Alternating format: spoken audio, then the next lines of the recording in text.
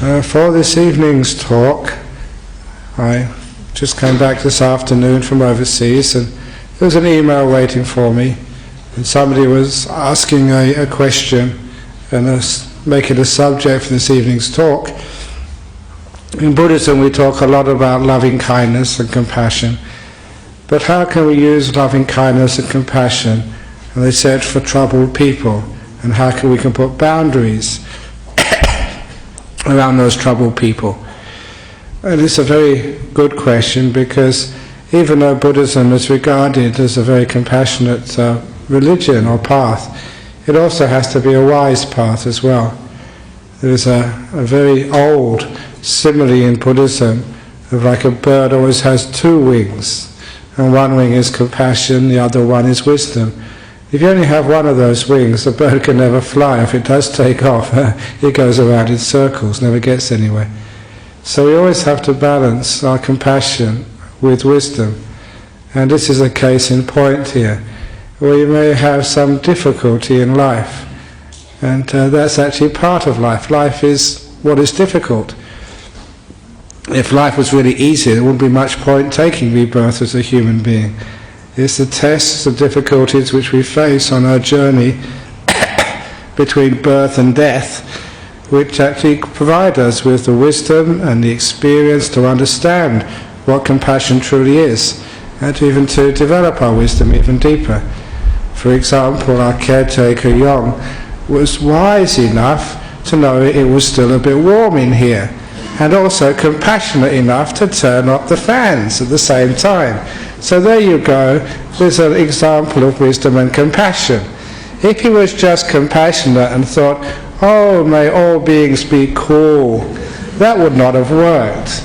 If he was only wise and he knew how to turn on those fans, that would not have worked. But when you have wisdom and compassion get together, the fans get turned on, and everybody gets cooled down.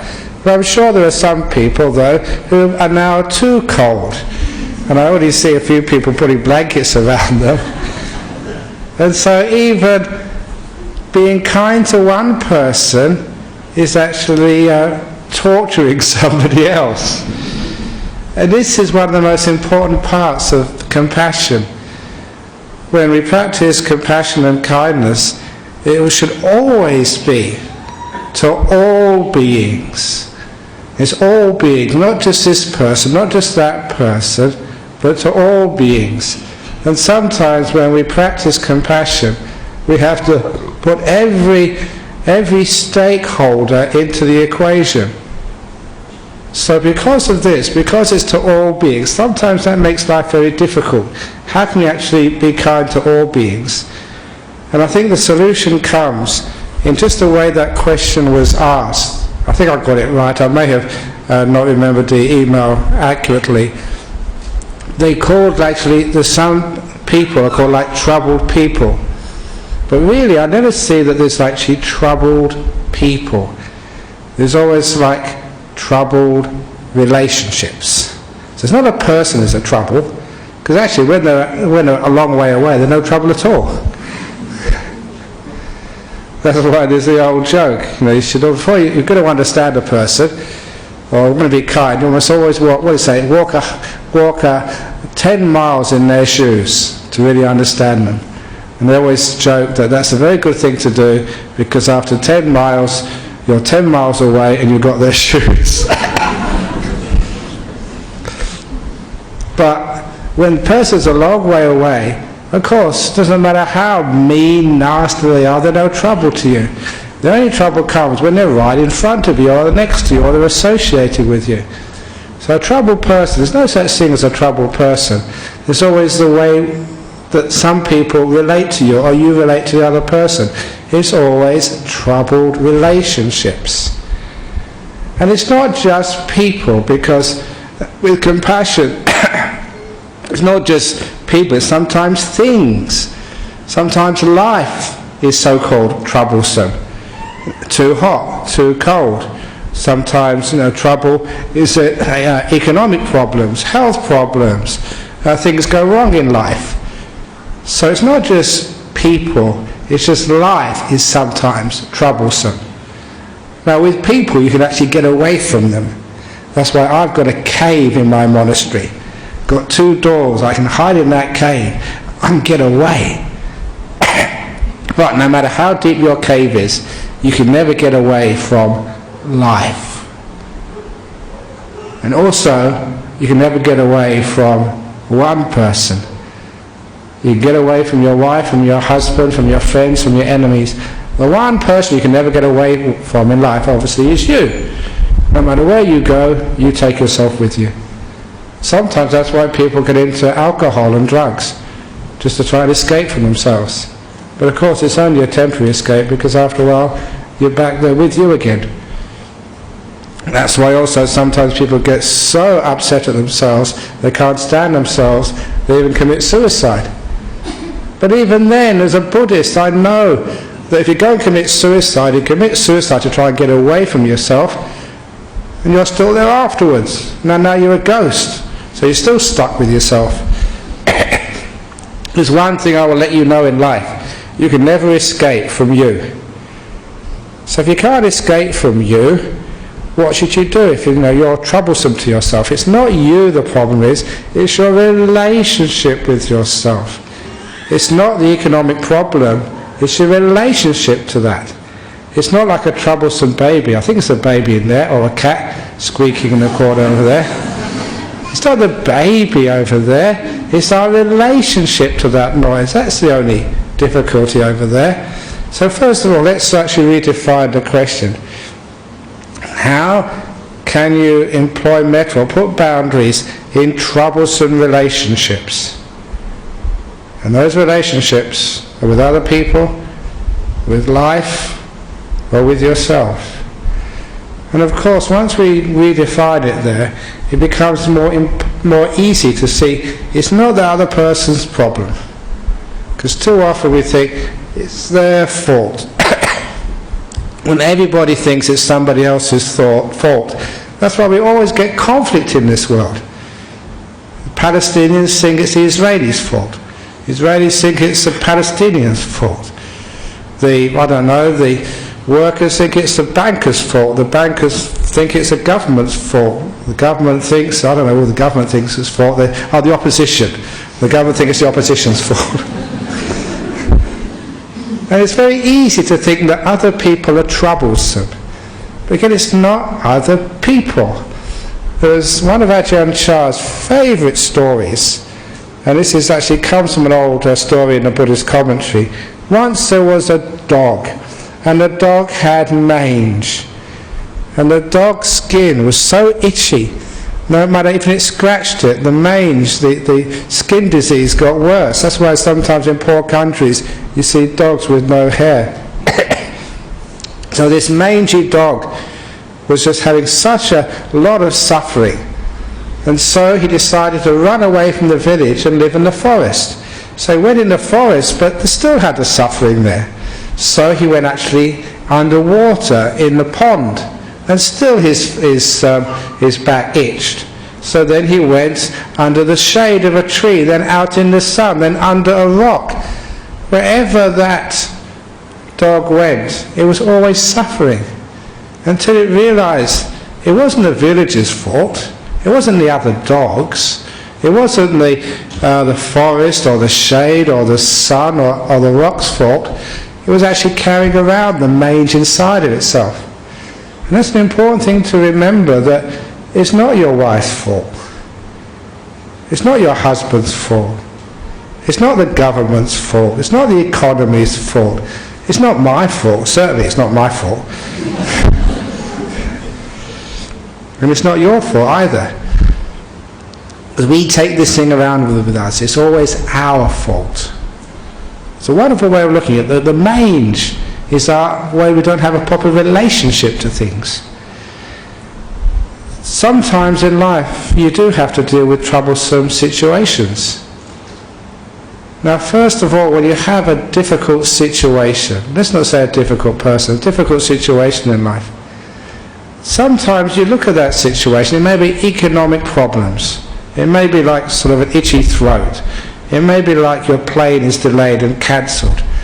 That's not the problem. The problem is always what you do with that, how you relate to that, how you make that work to your advantage. So, if I've got an itchy throat and start coughing like this, then people have got much more sympathy for me, and they don't ask so many questions when I'm finished. So I actually turn it to my advantage so I can get to bed earlier. Or if you have an economic problem and you haven't got so much money, then you can become much more green in your life, be more environmentally friendly. Because when you've got poor, you can't afford the big things, or you can't afford the car. And instead of getting a car because you're too poor, you can get a bicycle, which is not only good for your environment, but also good for your health as well. So even in economic difficult times, you can turn it to your health advantage and other advantages as well.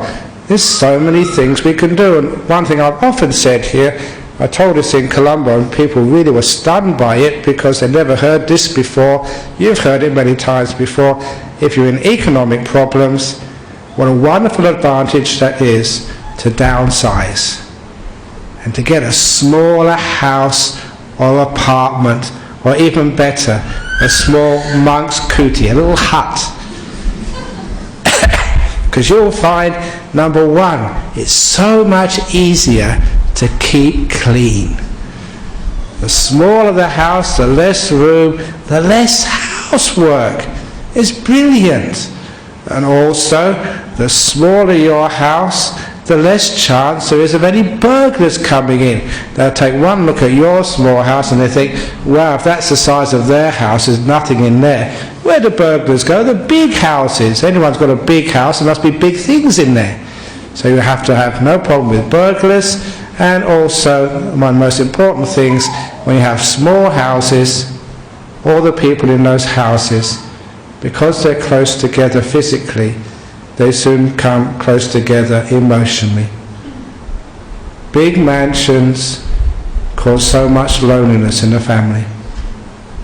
One husband in one room, wife in another room, son in their room, daughter in another room, and even the dog's got its own kennel in the back.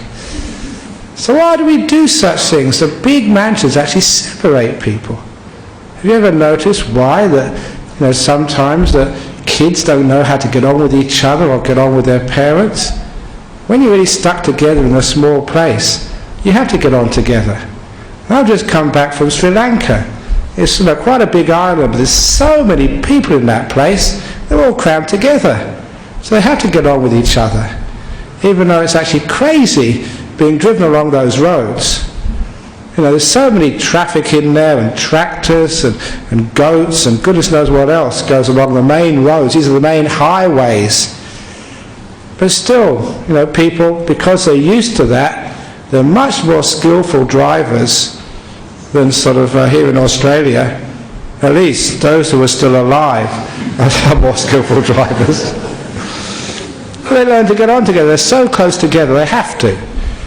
So there's no other alternative there. So close proximity towards each other actually is a good thing, I think. And sometimes our spread out suburbs, we all know we don't know our neighbours. I think it was actually Tim Costello once said, the more people know the neighbour's TV show than the neighbours living next door to them. So we really should live in smaller communities so we get to know one another. And that gives us social harmony, social cohesion. So this is just an example there. It's not the economic downturn which is the problem, it's our relationship to it. And we can do it with loving kindness, embrace it and make the most out of it. Otherwise, we can always carry the mange with us wherever we go, whatever we do. It's not the economic downturn that's the problem, it's what we do with it. It's the same, we have a difficult person which we have to deal with. So how can you have loving kindness to a difficult person? Because many people think, if you have loving kindness to them, they never change, they even get worse. But they take advantage of your compassion. And of course, you don't have compassion to the other person. You put compassion towards that relationship which you have. And this is what you deal with. It's not them, it's not me, it's just what happens in between us when we're together. So that's where I always put my loving kindness, in that space between me and that bastard over there, whatever it is. I like to use the local language, please don't get shocked. So, and I didn't point to anyone over there, I wasn't looking. It could be over there as well. It's not particular, it's just an example. But there's sometimes some difficult people in life. A good example of this is, that's many years ago, this is part of the history of Bodhinyana Monastery.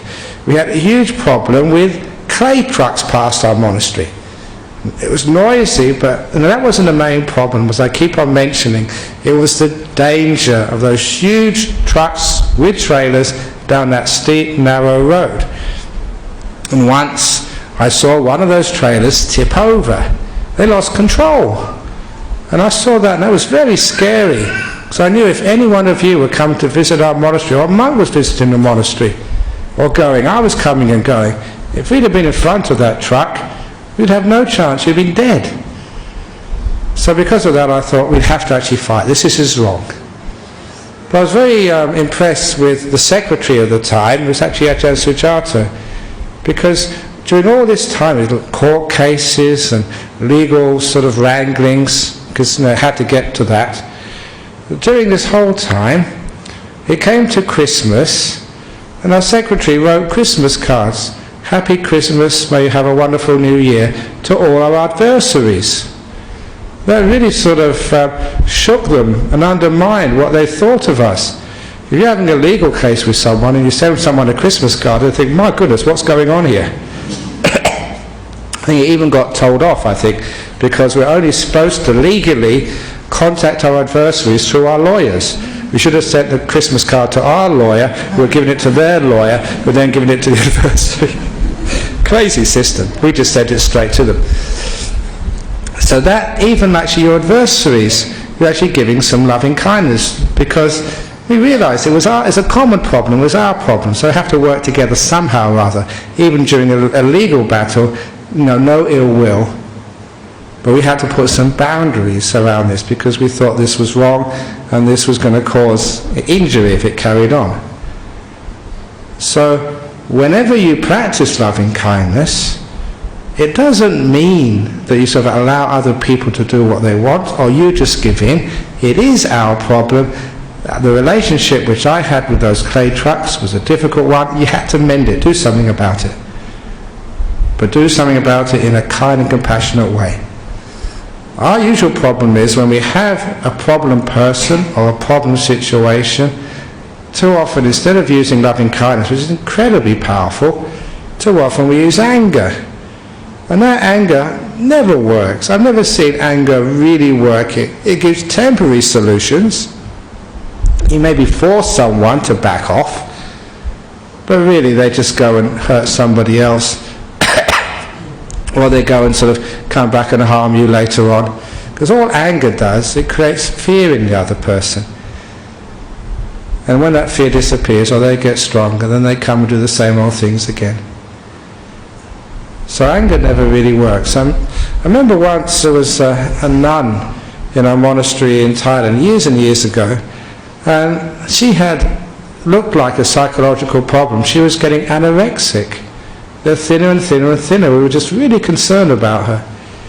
And whatever we said, she said no, she was fasting because it's good for her meditation. Or no, she felt healthy. But to look at her, she was skin and bones. And of course, we were responsible. If I don't have that problem, obviously, but if any monk had a problem like that, I'd be responsible for them. I have to do something to make sure they're okay. So, but whatever we did as monks, she just would not listen. We had a senior monk came over from England, and he said to him, look, we haven't been able to do anything.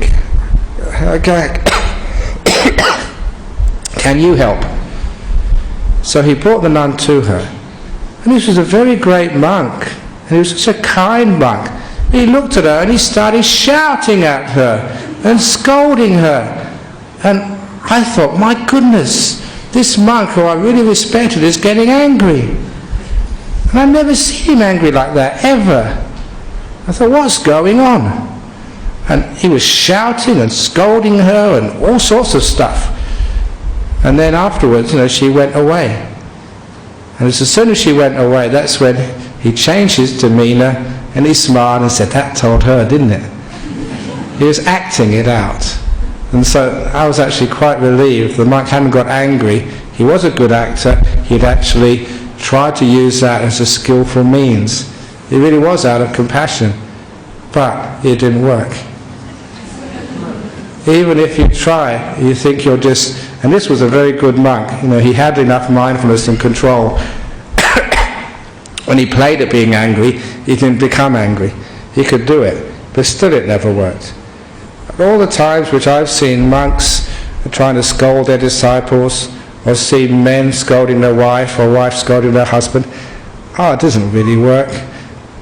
The whole relationship loses its love, loses its kindness, loses the glue which will bind you together. You feel so much remorse, so much unhappiness. It's not really worth doing. However, as I mentioned a few weeks ago, and I'm going to repeat this now, because this is a very powerful thing. If ever in your relationship someone shouts and scolds at you, when they're finished, remember the 15 seconds of silence after they're finishing shouting at you. Don't say anything back. Certainly don't shout back. When they finish their shouting and scolding, you look at them and keep quiet for 15 seconds. Giving them time to hear what they've just said. To reflect on the anger which they poured out at you. Because if people have that opportunity to listen to what they've just said, and you do that if you're given the 15 seconds of silence after someone's been shouting or scolding at you, if you give the other person that opportunity, they will learn what a stupid thing that was, to shout and to scold. So, it's other ways of dealing with the problems, relationship. We do have to put boundaries on people. We can be firm. You may have heard me, I was just talking with Chi Wei about our builder. We're building a retreat centre. And the retreat centre is supposed to be finished by April, for the first meditation retreat.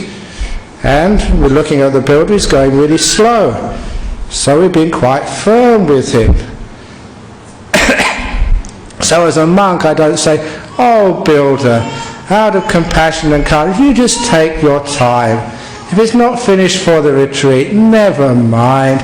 I don't want you to have a headache. You just do it as slow as you want." That would be really stupid, wouldn't it? Because you know what Australian builders are like. So instead of doing things like that, you have to be quite firm, but it's compassionate, just keeping the relationship with loving kindness. So your intention is to keep the relationship good, firm, mutual respect, so you can get things done. You do have to put boundaries. That's compassion with wisdom. If you have that compassion with wisdom, then it's not just being compassionate to the builder, it's being compassionate to me, it's being compassionate to all those people who are going to come on that first retreat. So sometimes we do have to put boundaries. Just like many sort of Buddhists who work, who are managers or even CEOs or supervisors, sometimes they find it hard to tell people off at work. You may have someone working for you who's not doing the job. An example, you've got a troubled employee. What do you do about that? And you've heard this before, but it comes up in this talk. If you have a troubled employee, then you use what we call the sandwich method. You go up to them as soon as possible, because if you let these things fester, they get worse and worse. So you get up to the person, and the first thing you do is to give them some loving kindness, some praise. Just tell them how much you appreciate them working here, what a fun person they are to be here, Or find something which you can respect in that person and let them know it. Because as soon as you do that, people start to listen to you. They open their ears and their mind because they want to listen to more. And once their ears are fully open and the channel into their mind is fully open, then you hit them with it. Because otherwise, if you go up to someone and say, you put your facial features, your body language, you stupid employee, you just don't know how to do things.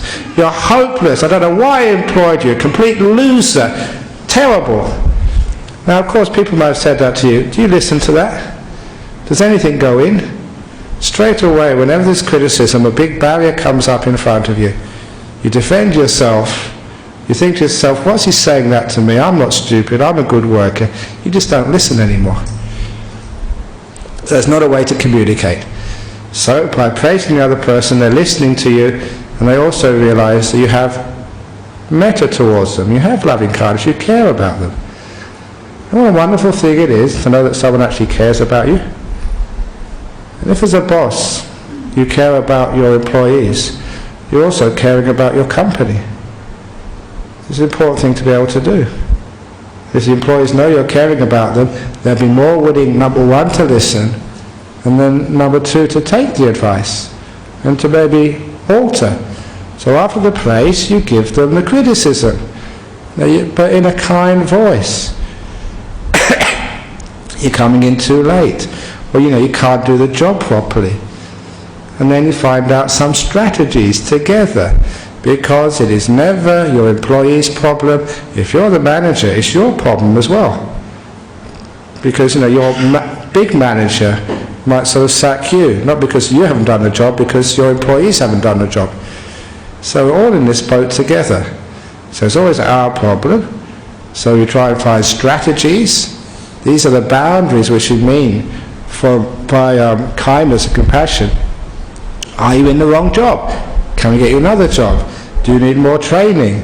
Is there something else we can do? Have you got any emotional problems at home which is causing you not to perform well at work? What can we do to help you?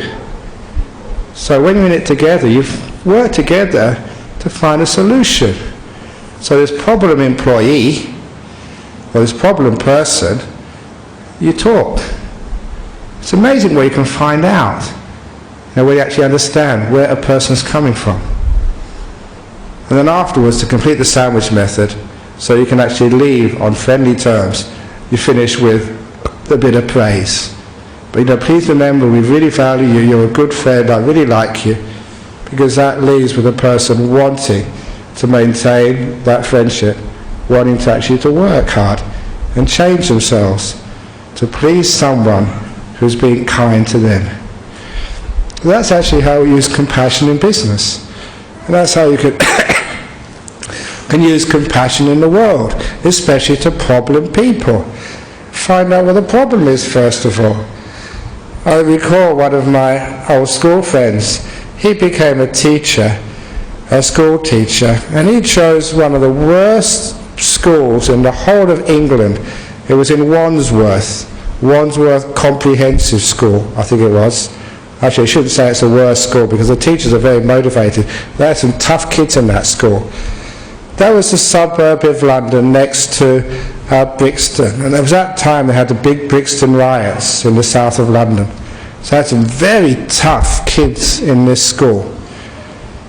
And he told the story once that his class of kids came into the classroom one day, and one of the kids spat on his feet, on his shoes. Actually, not on his shoes, just on the floor, just in front. Just so they're walking in. So he was quite firm. He said, clean that up. And the kids said, F off. And what would you do as a teacher, if somebody did that and swore at you? So he said, go straight to the deputy principal, who was a disciplinarian. So he sent the kid to the deputy principal.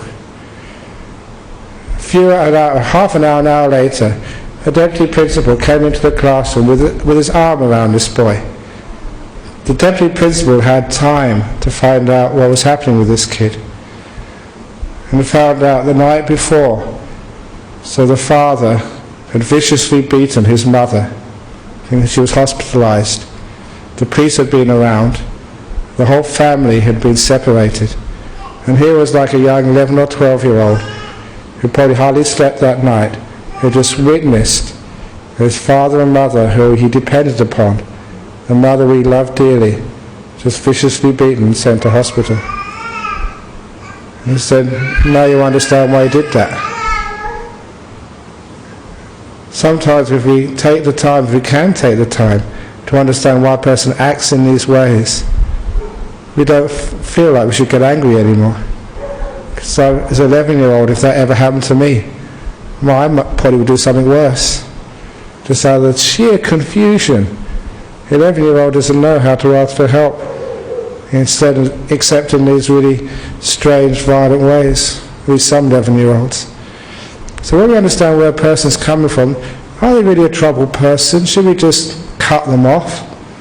It's wonderful if we can have time to actually to ask them what's happening, where's it coming from, what's really upsetting you. Unfortunately, our society these days, that we're so busy, and I'm a busy person number one probably, that sometimes we don't have enough time for each other, which is unfortunate. But at least we can understand that some of the reason why a person is troubled or causing us troubled, it's not there's something permanently wrong with them, that they've been born in a state where they're always going to be like this. There's some causes and reasons for this. So understanding this, we can have some kindness, we can have some compassion, and if possible, some understanding of where they're coming from. Because many of us haven't got that time, we haven't got that wisdom, sometimes again, out of compassion, we have to draw a boundary. Sometimes, we have to call the police. That sort of teacher had to send that boy to the principal. We have to sort of move away to protect ourselves and protect people. We do have to have prisons. As I keep on saying here, the prison should never be for punishment, it should always be for rehabilitation. Because I don't believe in punishment, I don't think it really works. The only thing which happens with punishment is people make sure they don't get caught next time. And they feel somehow that they want to take revenge on the people who punished them. Instead of punishment, learning, rehabilitation, understanding why we can't do these things, understanding the importance of relationships. It's not just about me. I think many people have been hurt in life because, just like that kid having a family which is very violent, probably violent to him as well, goes straight inside oneself and thinks self-preservation is number one. You have to preserve yourself because all the people they trusted let them down violently. And such people, sometimes they're so self-protective, they can't have a relationship with other people except with violence, or they are the problem people. It's wonderful if we can find some way of drawing them out and giving them a life.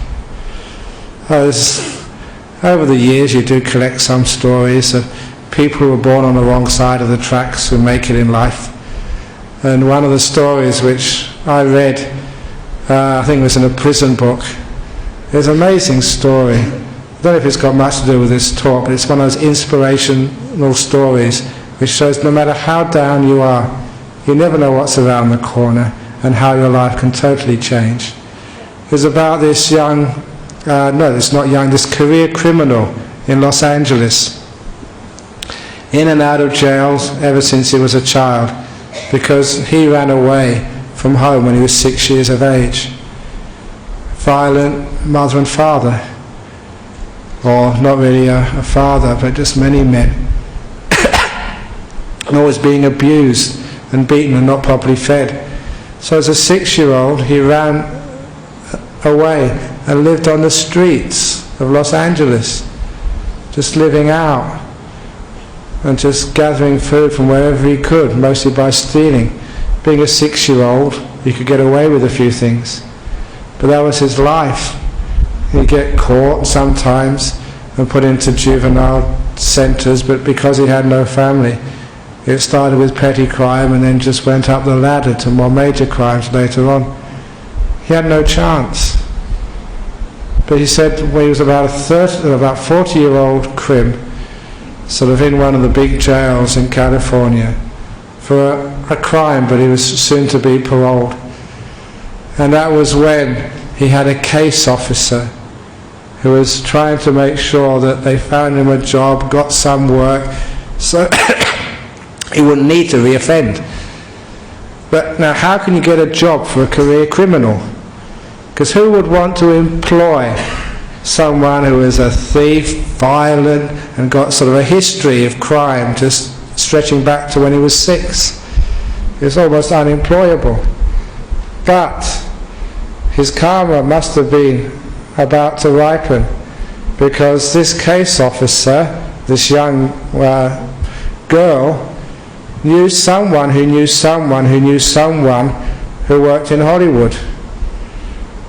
And they were about to produce a movie, a gangster movie, and they wanted the movie to be authentic. Not just like Hollywood gangsters, but real gangsters. He was about to be paroled, so she went to the friend of the friend of the friend and said, look, I got this guy, he's about to be paroled soon, and he's the expert. He's like, a criminal consultant, because he is one, been all his life. So the director actually hired him as a consultant for the script writers, so that the language used in this movie could be authentic. And when the director saw him, not only was the way sort of his language, but the way he moved, he looked like a criminal. So they gave him a part in the movie. And the director was called Quentin Tarantino, and the movie was called Reservoir Dogs, which was the movie which made Quentin Tarantino's name. And this guy went straight out of jail, unemployable, to act in a movie, and just with that one movie he could buy a mansion, I think in Beverly Hills, and retire for the rest of the life. And he actually married his caseworker. So he turned from a career criminal into sort of a movie star. And I haven't seen that movie, don't watch movies, but people say that of those criminals in the gang, he's the one who really stands out as the tough guy, the authentic guy, because he was a criminal. He knew how it worked. So there's actually a case where a person was really having a terrible time in his life. Everything was stacked against him. And sometimes we understand why these things happen, why people are troubled. Maybe you can actually give them a bit of slack. Obviously protect yourself, protect them, but for rehabilitate. And all of the things which you learn in life, you can always make use of them. There's that famous story I say, you've heard many times, when you go home and you tread in the dog shit, you never scrape it off your shoes until you get home. Because when you get home, then you take off your shoes, you scrape off the dog shit under your mango tree or apple tree. You dig it in. And 1 year later, your mangoes or apples will be sweeter than ever before, because of the dog shit. But when you eat that mango, so juicy, so sweet, you must always remember what you're really eating. It is, it's dog shit you're eating. It's amazing how you can transform the most disgusting and smelliest of things into the most juiciest of fruits. So that's why the problems a person has, if they know how to use them, they can become just amazing qualities which people have in life. That's why instead of punishing people, I like to rehabilitate and exploit the skills which people develop. They're troublesome because they don't know how to use those qualities or use their experience in life, use their wisdom. So I think all the things which happen to you in life, you can make use of. Even the most unpleasant things can sometimes be the best ingredients for your wisdom, compassion and understanding about life. So if you do see a troubled person, that can be something which, if you have the time and the skill to bring out in them, can transform to something amazing and wonderful. inside of them. Just needs to be transformed and encouraged and turned from a power which is negative to a power which is positive. And of course I think that's the most wonderful thing about loving kindness. You can actually maybe do that, because with that kindness, instead of a person retreating into themselves or just defending themselves at all costs, which is usually what problem people do, they're so scared of relaxing and letting go and actually being with you, they just don't know how to make proper relationships. A bit of kindness from somebody else, a bit of respect from somebody else, may allow them to open up and to be a friend, and then the problems would just vanish. In so many cases of people who were problems, and they found a good friend, somebody who did trust them, and they lived up to that trust. There's a story which, if ever I write a sequel to Opening the Door of Your Heart, will appear in that, and it's a story of the monk and the thief. Once there was a monk, a Buddhist monk, an abbot of a temple. Early one morning he was woken up by a sound in the main hall. It wasn't the monks chanting, because they don't get up that early. And so he got up early himself, went into the hall, he saw a burglar. And the burglar was trying to open up the donation box, with a knife. And as soon as the burglar saw the monk, he threatened the monk with the knife. "Get out of here or I'll kill you." And all the monk said, "Sir, if you want to open up the donation box, here are the keys." And he gave the keys of the donation box to this burglar. He said, "I can see you're probably very hungry too. If you just look above that box, there's a cupboard. No tricks! Just above there, there's a leftover from this morning's food. Take something and eat." And the burglar, sort of half looking at the monk to make sure there's no trick, because he really was hungry, managed to open the top cupboard, and there was some food there, and he grabbed a couple of sandwiches, shoved some in his mouth and some in his pocket. And he opened up the donation box with the key, shoved the money in his pocket, and again waved the knife at the monk. "If you tell the police, I'll come back and kill you." And the monk said, "It's a donation box. Maybe it's good for poor people like you. Take it and go. I give it to you." And so the burglar ran away. And the monk never did tell the police, although he had a lot of explaining to do to the treasurer of his committee. It was not that much money anyway. A few days later, what usually happens, burglar robbing another house, he got caught and sent to jail for many years. After he was released from jail, he turned up at the temple again, early in the morning. He got out the knife again, and he threatened the abbot. "Remember me? I robbed your temple 5 years ago." And the abbot said, "Oh yeah, I remember you. I've come to rob your temple again." Isn't that what happens when you give too much metta? You're a pushover and people take advantage of you? But that's not what he meant. The burglar said, "Last time I came here, I stole the wrong thing. I've been thinking about you all the time I'm in jail. You're the only person who was kind to me. I realise I've stolen the wrong thing. Now I've come to steal your secret of kindness." He put the knife away. "Please make me your disciple." And he became a monk to learn what compassion and kindness and wisdom truly is. First time he stole the wrong thing. Now he came to steal what was really important: kindness, compassion and wisdom. What would you rather have?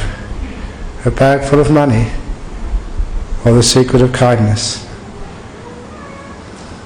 So there's a lovely little story there about what's really worth taking from a monastery. Not the donations in the box, but the kindness and wisdom of people who know what's most important in life. And that was a troubled man, became at peace with himself. So often in life we do need these circuit breakers, so the troubled people can actually see what they're doing and see another way in life. And sometimes our kindness and compassion can maybe generate that circuit breaker so you can do things in a different way. One of the other great ways of circuit breaking with kindness is again with forgiveness. Forgiveness is such a powerful thing. 2 weeks ago I mentioned many cases of forgiveness. If a person has done a bad act to you, a really bad act, and you go and forgive them, really forgive them from the heart, sometimes that can change their whole life. The very fact that somebody has forgiven what was almost unforgivable, just it's a circuit breaker, because they can't comprehend why you can do that. To be able to do that is an amazing thing. And when it happens, it changes the way people do things. I gave a talk maybe a year or two ago in Curtin University as part of the human rights course, Human Rights and Religion. And one of the students at that human rights course was I think it's Dennis Eglinton. He's now the head of the Aboriginal Aboriginal Legal Support Group, whatever. Sorry? Aboriginal Legal Service, yeah. I often see him in the paper. And during my talk he said, it's amazing what you've just been talking about, because he had an experience a couple of weeks before. A couple of drunk drivers had rammed into a car containing 2 Aboriginal boys and killed them. And these 2 Aboriginal boys were really good students. They're not getting into any sort of trouble at all, doing really well at school, very promising, really, really good guys, the cream of the crop. And they've been killed by these stupid drunk drivers. Problem was, the drunk drivers were also Aboriginal. And at the funeral service, because it was all Nyungas, everybody had to be there.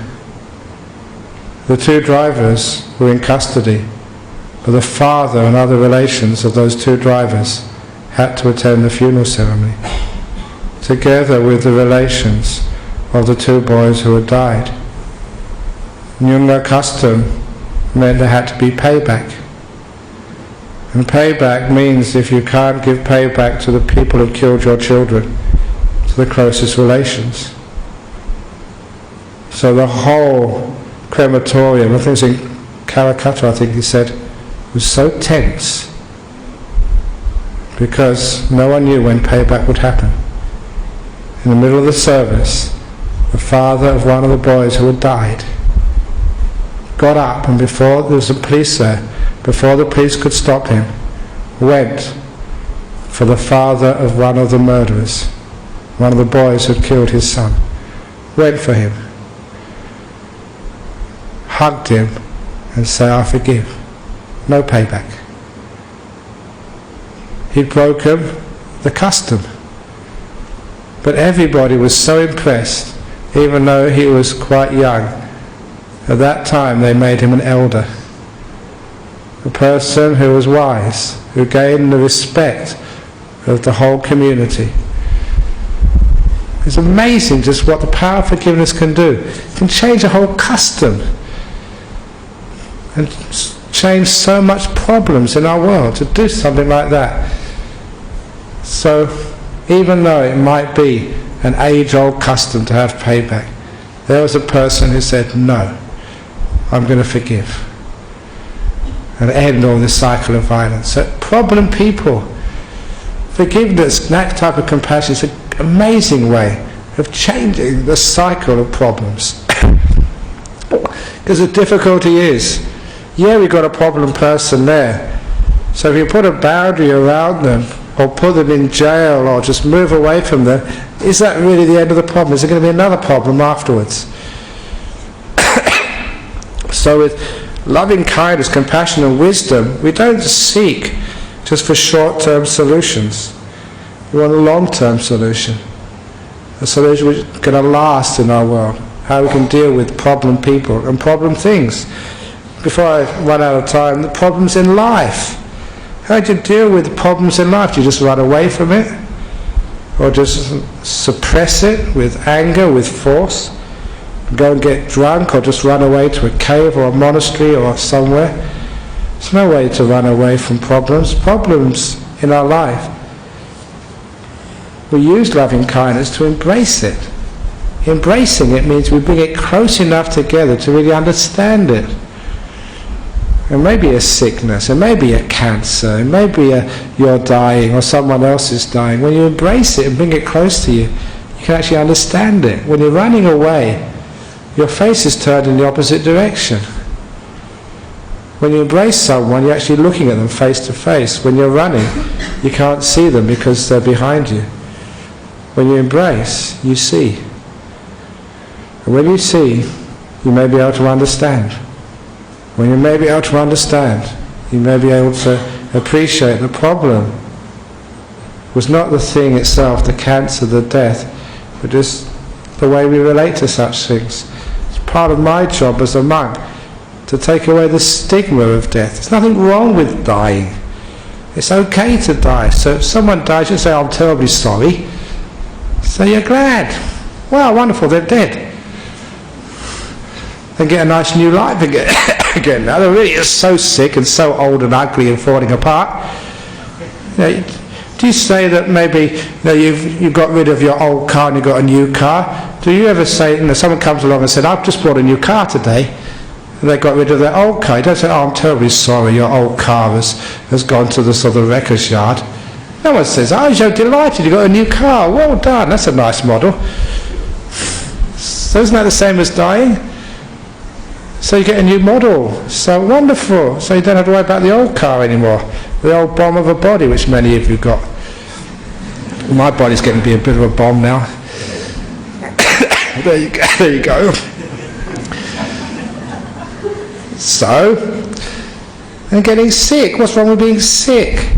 You learn so much from these things. Ajahn always told me, learn from the so-called problems of life. They're your teachers. And that's perhaps the most important point of this talk. If there's a problem person, or a problem in your life, or a problem in your health, these are our teachers. This is what we really learn from. We learn compassion from facing up to those problems. We learn that inner strength. We learn that this too will pass. That problem person won't always be there. The sickness won't always be there. Certainly death, it goes pretty quickly, only a few seconds and it's all over. Whatever it is, it's not always going to last. Which gives you the wisdom, which produces the strength just to be with it as it's visiting you, so you can actually learn from it. And we learn so much from these things. We learn just how to be at peace with the problems in life. When those problems aren't learnt there, how to appreciate the times in life when there are very few problems. We don't take life for granted. In other words, when you haven't got problems with your health, you don't take those non-sick moments for granted. When your economy is going well, you don't take the good times for granted. That's one of the main reasons we're in economic problems. Too many people took those good times for granted. Obviously thinking they're going to last forever. And probably many of you did that too. You should know as Buddhists, boom times are also impermanent, anicca, they're going to pass, you know that. So you should have sort of squirreled some money away. Not in banks, because they really pass, but in sort of safe deposits or I don't know where. The best place to invest your money, squirrel it away, is in the good karma box. Donations to monasteries. Because the good karma stock market never crashes. So it doesn't matter how much you put in the bank, that can disappear very quickly. But your karma is there forever for you. So this way that we can learn how to deal with the problems in life, to understand them, to learn from them, to grow from them. And the problems also tend to disappear and grow as well. And that way that when we see someone, if we have got the energy, the time and the spiritual strength, they're not a problem anymore. They're a teacher, something we can learn from. As we learn from them, it's a two-way street. They also learn, and that person grows, and we grow as well. As the whole purpose of life is growing in our knowledge, in our wisdom, in our kindness, in our spiritual strengths. And problems are what help us. So that's a little talk this evening on, it's supposed to be about dealing with problems in life. I think it's pretty much dealing with problems with metta, with loving kindness, but also with wisdom. So hopefully that answered the question in one way or another. Thank you for listening.